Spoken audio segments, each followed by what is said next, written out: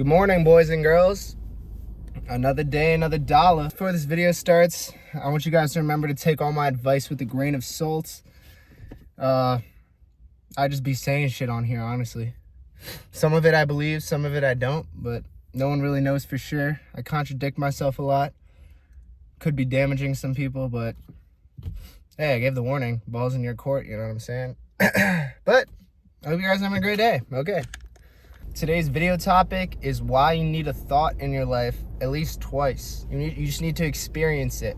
Not saying you date them. I'm just saying you need to experience it at least twice. Before that though, code Horsemeet on YOUNGLA because I'm with YOUNGLA now, and CRUE for the chains, earrings.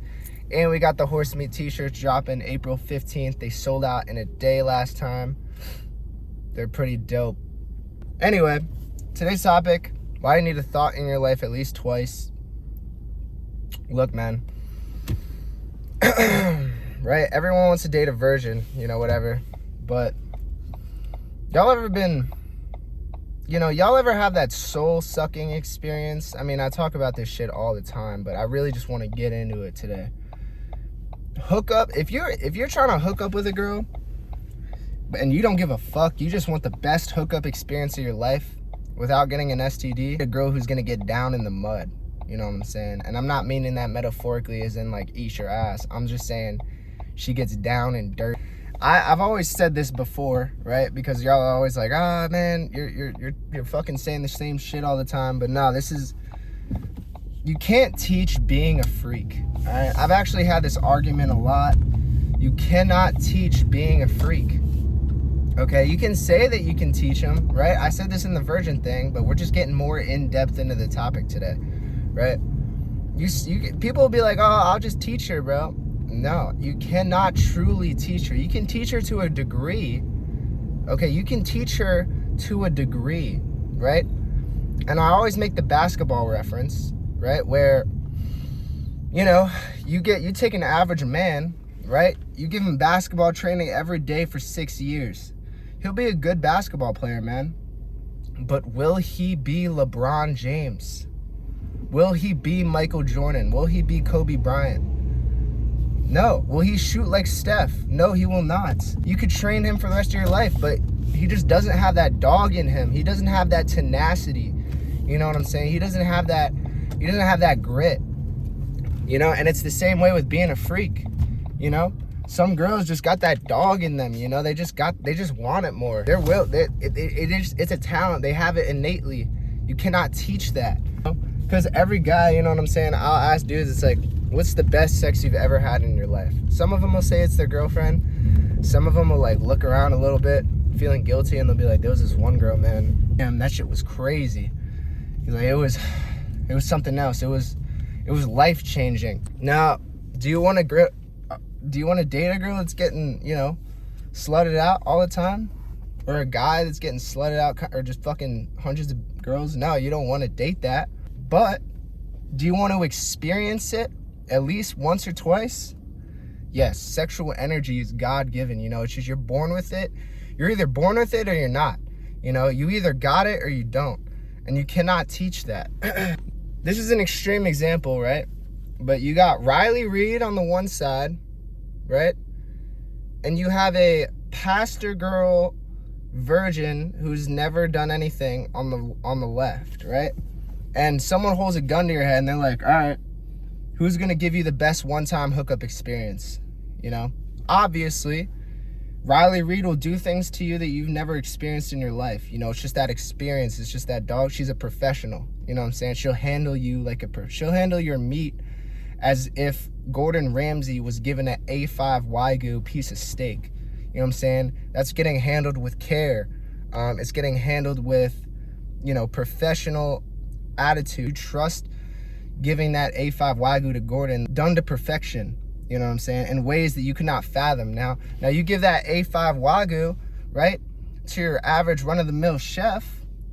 Okay? You think he's gonna be chefing up like that? You think he's gonna be putting the red wine sauce on there? He's gonna be basting it to the perfection. He's gonna be seasoning. He's gonna be seasoning. I had one guy, right, a buddy of mine. He said there was this one girl, right, crazy. She had like 70 bodies. He was like, yeah, I don't know. I was drunk. We met at a bar. I didn't get an STD, but he was like, yeah, I would never date her. But oh my God.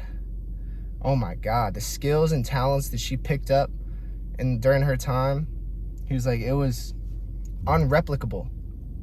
You know what I'm saying? It was, he was like, and he was almost ashamed to admit it. You know, he was like, oh, dude, that was bad. But at the same time, you know, fuck, like that shit was crazy. Throwing it back like crazy, gargling the shit, deep throating to a different level. Like she's like a prestige 10, while the rest of these people are like, you know, prestige 1. Like she's like the Magnus Carlsen of chess, but for sucking dick. You know what I'm saying? I think it's Magnus Carlsen. Yeah.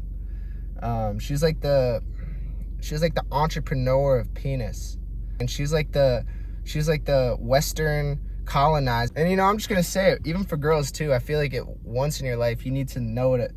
You need to get it laid down. You need to meet a dude who lays it down like a fucking master plumber. I had a lot of girls, right? They say they're like, oh, I have like 6 bodies, but I've actually never came. I don't know. A lot of girls have actually never come during sex, despite having a good amount of bodies.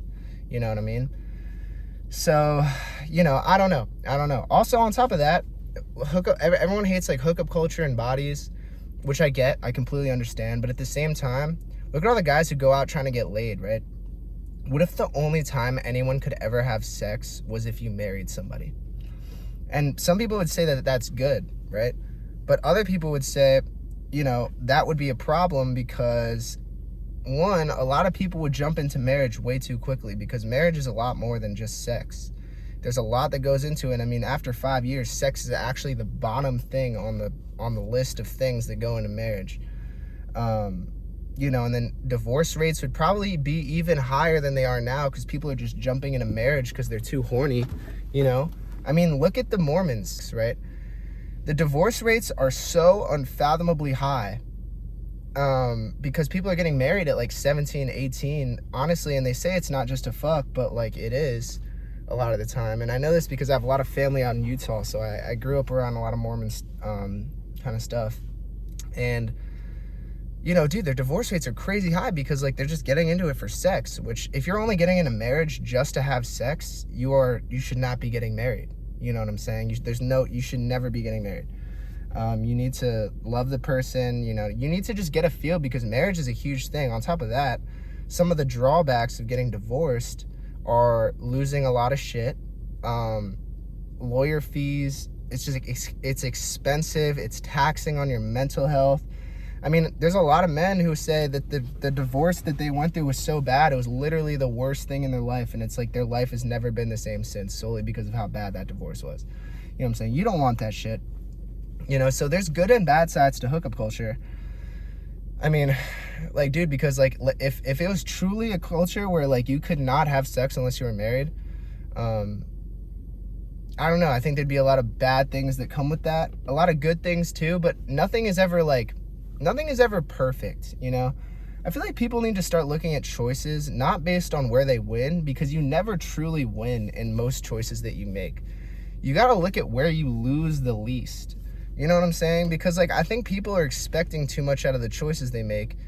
When you never truly get everything that you want, you gotta kind of look at like, all right, where am I losing the least here? I feel like people should look at politics like that. They should look at their own choices like that. Where am I losing the least? Because it's like, I mean, if you were given the choice, all right, lose half of all your shit or all of your shit, I mean, you lose both, but obviously 90% of people would choose, oh, I'm going to lose half my shit because at least I'm not losing all my shit. I think you should look at choices that way. I mean, it's like, where am I don't know, where is the least drawbacks rather than where am I winning? Because if you're just looking to win, you'll never get what you want. So anyway, that's it for today's video. Damn, this is low-key the coldest coffee I've ever had. And it's not even supposed to be cold, it's supposed to be hot. It's like room temperature, if not colder. God damn, bro. Who fucking made this? Yeah, man, we got Lit coming out soon. Yeah, man. I hope you guys are having a phenomenal day, as usual. My Instagram is Horsemeet1 and Horsemeet2. I got 100 TikTok accounts that start with Horsemeet. I'm having a phenomenal day. Yeah, man. I will catch you guys in the next one. Peace. Life is Peace.